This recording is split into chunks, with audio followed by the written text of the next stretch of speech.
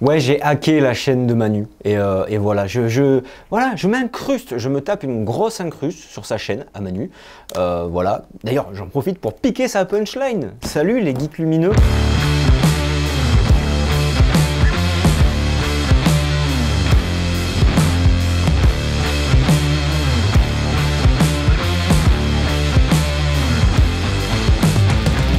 Merci François d'avoir hacké ma chaîne. J'ai l'air de quoi maintenant Oui, je suis dans ton décor. Ah, c'est le bazar quand même. On sait plus trop qui fait quoi là. J'aime bien ce truc un peu chelou là. Ouais, ça vous plaît vous aussi, non? Ok.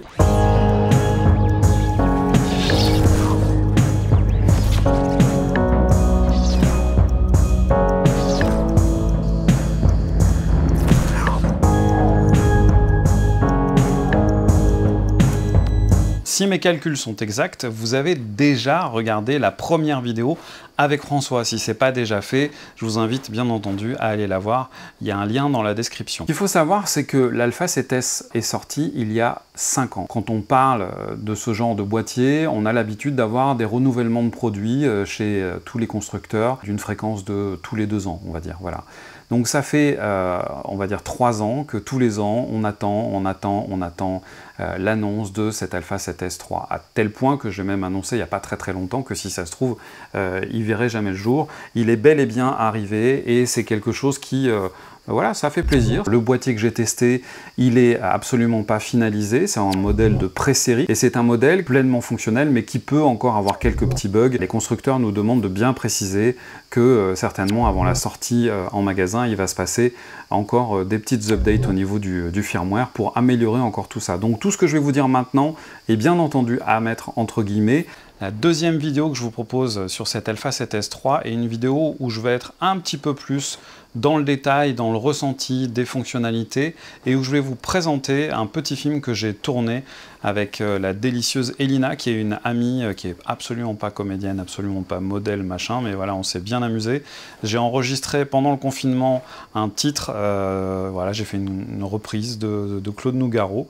Je me suis senti pousser des ailes, je me suis dit tiens, faisons un truc en acceptant la totale imperfection de ce qui va sortir et j'ai trouvé ça plutôt cool. Et j'ai mon ami Benjamin Ribollet, grand compositeur, grand arrangeur, producteur, mixeur, ingénieur du son, voilà, un mec de grand talent qui a fait la musique de quelques-uns de mes films déjà, qui m'a gentiment aidé à finaliser cette chanson, cette reprise pour que ça sonne. Moi j'ai pris un grand plaisir à faire ce truc. Je suis quelqu'un qui aime beaucoup expérimenter, surtout là où en théorie j'ai absolument pas de légitimité. Pourquoi? Parce que je pense que l'être humain n'est pas un être aux capacités limitées. Nous sommes des êtres aux capacités multiples et nous avons la capacité de faire des milliards de choses. Je suis un grand fan de Claude Nougaro. J'ai eu la chance de le croiser à la fin de sa carrière, juste avant qu'il décède.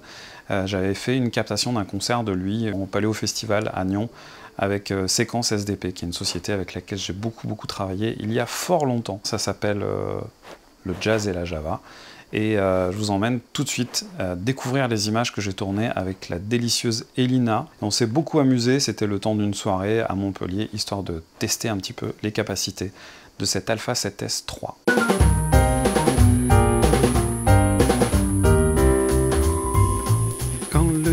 Quand le jazz est là, la Java s'en va. Il y a de l'orage dans l'air, il y a de l'eau dans le gaz entre le jazz et la Java. Chaque jour un peu plus, il y a le jazz qui s'installe. Alors la rage au cœur, la Java fait la malle. Ses petites fesses en bataille sous sa jupe fendue. Elle écrase sa gauloise et s'en va dans la rue. Quand le jazz est là, la Java s'en va. Il y a de l'orage dans l'air, il y a de l'eau dans le gaz entre le jazz et la Java.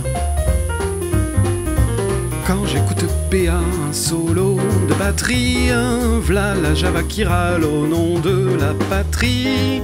Mais quand je crie bravo à l'accordéoniste, c'est le jazz qui m'engueule, me traitant de raciste. Quand le jazz est là,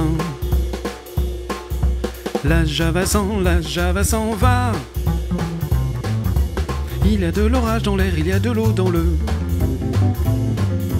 Gaz entre le jazz et la java.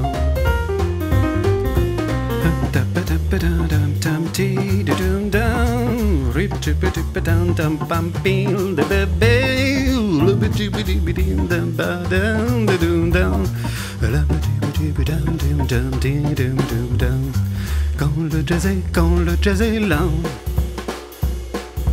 la java s'en va. Il y a de l'orage dans l'air, il y a de l'eau dans le gaz entre le jazz et la java. Jazz et java copains, ça doit pouvoir se faire.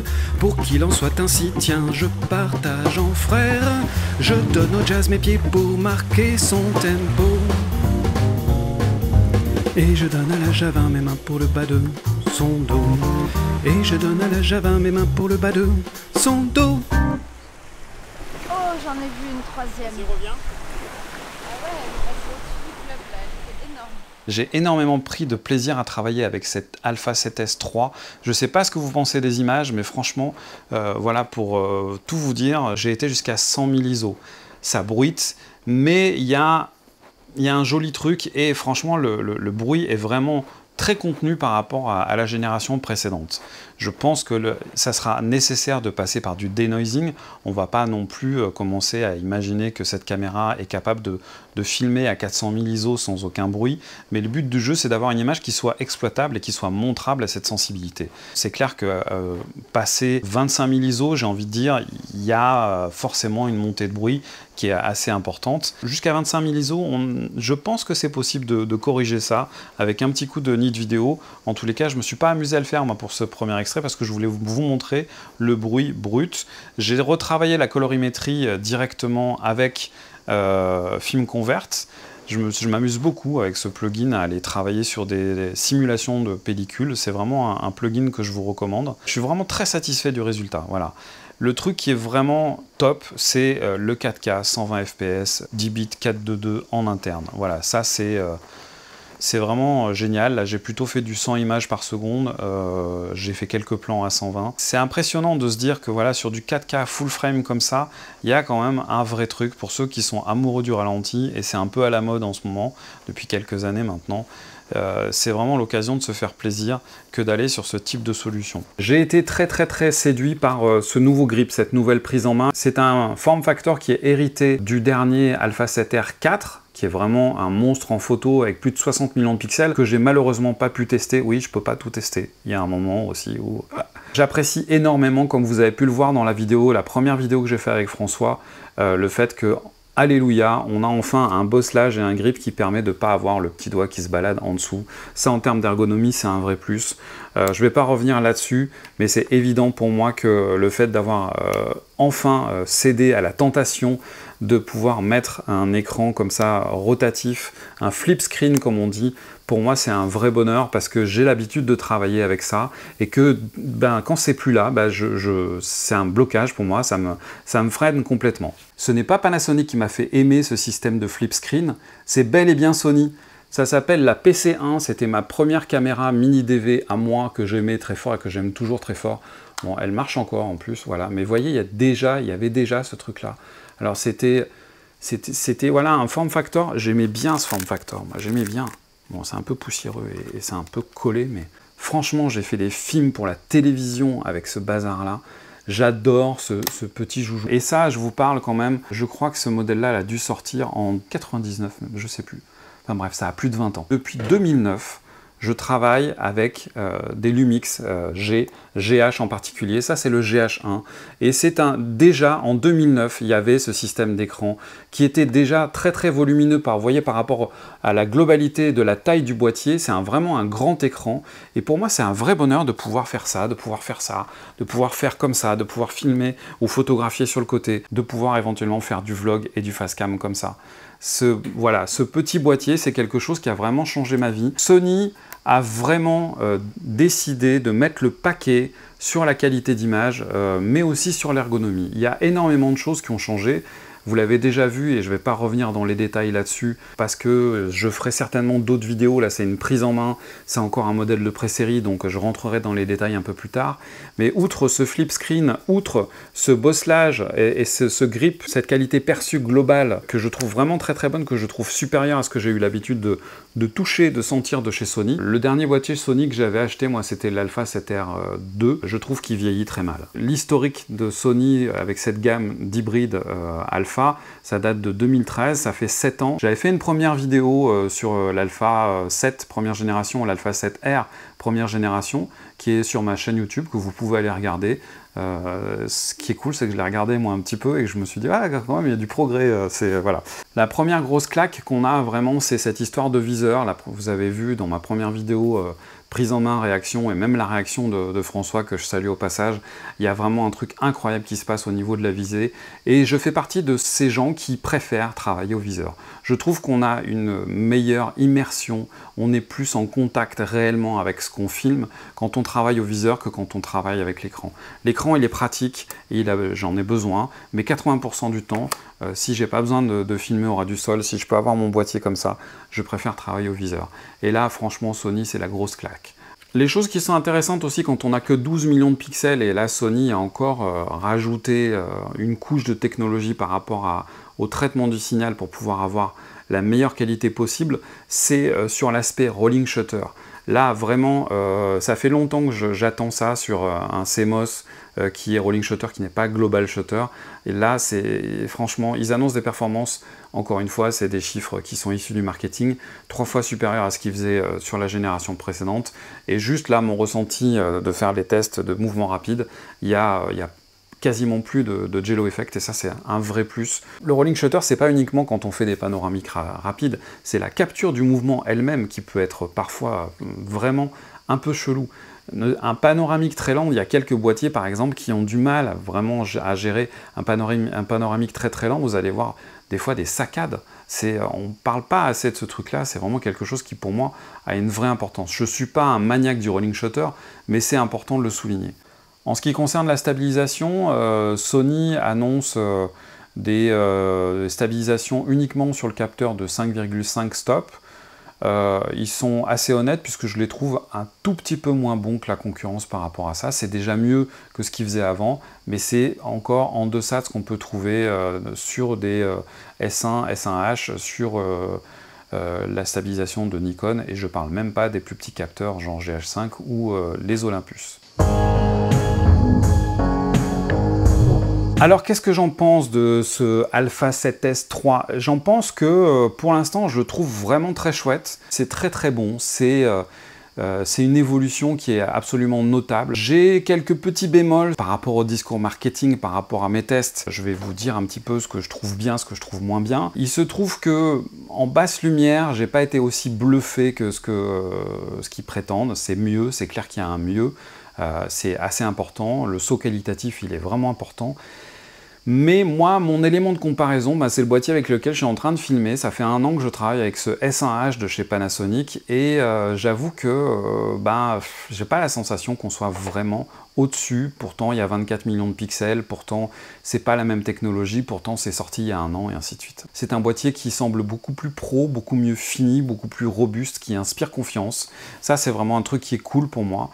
Mais j'ai pas pris la claque que je m'attendais à prendre. Voilà, j'ai l'impression que Sony a écouté, ça c'est chouette, ils ont écouté toutes les critiques qui ont été faites à la génération précédente, et ils ont vraiment apporté leur lot de modifications et de corrections de tout ce qui déplaisait un petit peu sur la génération précédente. Il me manque le côté waouh, il me manque le truc, ça y est, là j'ai pris une claque. Cette claque, je l'ai pris il y a 1 an avec le S1H. J'avoue que là, j'attends. J'ai pas encore testé les R6, R5 de chez Canon. Il y a toujours cet effet à la con, là, quand on est un peu trop geek comme moi. Ah, il y a un nouveau truc qui sort, ça va être la révolution, ça y est, c'est un nouveau joujou, il va falloir que je plonge, que je l'utilise et que je m'éclate avec. J'en reviens un petit peu, j'avoue que de tout ce qui est sorti récemment, ce S1H, voilà, c'est clair qu'il n'est pas parfait. Il y a ces histoires de défauts d'autofocus en vidéo qui sont très rédhibitoires pour certains. Personnellement, je m'y suis totalement habitué, j'ai appris à dompter cet autofocus pour pouvoir l'utiliser et en tirer le maximum. C'est moins rassurant et moins efficace que ce qu'on peut avoir sur du Sony, sur du Nikon, sur du Canon ou même sur du Fuji. Donc j'espère que Panasonic va passer à la détection de phase ou encore trouver une solution pour pouvoir améliorer tout ça. Je vous ferai une petite vidéo dans pas très longtemps parce que j'ai quand même trouvé 2-3 réglages qui permettent d'aller un cran au-dessus au niveau de l'autofocus. Mon conseil, aujourd'hui, j'ai envie de te dire, si tu es chez Sony, que tu as un joli parc optique et que tu as switché il y a quelques années chez Sony et que tu t'es fait plaisir et que tu as des G-Master de folie, reste chez Sony et éventuellement offre-toi ce nouveau boîtier. Il va certainement pleinement te satisfaire. En ce qui me concerne, j'avoue que j'ai fait le pari du Lumix S depuis quelques temps et que je me régale avec, malgré le fait de son encombrement, malgré le fait qu'il soit conçu comme un tank. J'aime bien les outils conçus comme des tanks. Voilà, cet Alpha 7S3 est conçu comme un tank. Il est beaucoup plus petit, il est très intéressant. Ma conclusion, c'est ça, c'est la rivalité pour moi, elle va être entre Sony et Panasonic. J'ai pas encore testé les R6, R5, mais j'ai quand même la sensation que ça se joue un petit peu dans un mouchoir de poche. Cette vidéo est à présent terminée. Je suis très heureux d'avoir partagé toutes ces informations avec vous. C'était une vidéo qui était compliquée à faire pour moi, tellement il y avait de nouveautés, tellement il y avait de choses à partager, et j'ai forcément fait l'impasse sur plein de fonctionnalités. J'en suis vraiment, sincèrement, désolé. Je vous invite à aller voir les vidéos qui ont été faites par les autres copains youtubeurs qui ont eu le boîtier entre les mains. Guillaume Ruchon, François, donc explique-moi encore, Jérémy The Quirky, mais aussi Olivier Schmitt et Steven. Voilà, on est 6 à avoir été choisis en France pour pouvoir vous parler de ce boîtier. Bravo à Sony et merci encore pour cette initiative. J'adore pouvoir comme ça m'amuser avec ces caméras et ces objectifs et tout ce matériel en avant-première. C'est un grand kiff pour moi de pouvoir continuer à faire ça. J'ai fait mes premières expériences là-dedans il y a un peu plus de 10 ans maintenant. J'avoue que c'est un petit côté addictif quand même, c'est chouette, c'est très chouette. Je vous invite bien entendu à me dire ce que vous pensez de la vidéo, je vous invite aussi à me dire ce que vous pensez des caractéristiques et des images que vous avez vues sorties de cet Alpha 7S III. Le truc qui est un petit peu frustrant pour moi, c'est de ne pas avoir pu comparer l'Alpha 7S III avec le Canon R6. Voilà, le 7S III vient de repartir avec le même livreur qui m'a amené le Canon. Une de mes prochaines missions, c'est clair que ça va être de voir ce qu'il a dans le ventre, ce Canon R6, en attendant le R5. Et je peux déjà vous dire qu'en termes d'ergonomie, c'est plutôt agréable. Il est venu maintenant le temps pour moi de vous saluer, de vous souhaiter un excellent été, de rester connecté. Il va y avoir d'autres vidéos, il y en a plein dans les tuyaux en préparation. Et prenez soin de vous, hein, faites de belles images et surtout n'oubliez pas, les avis c'est comme les trous du cul, tout le monde en a un, moi le premier. À bientôt les geeks lumineux.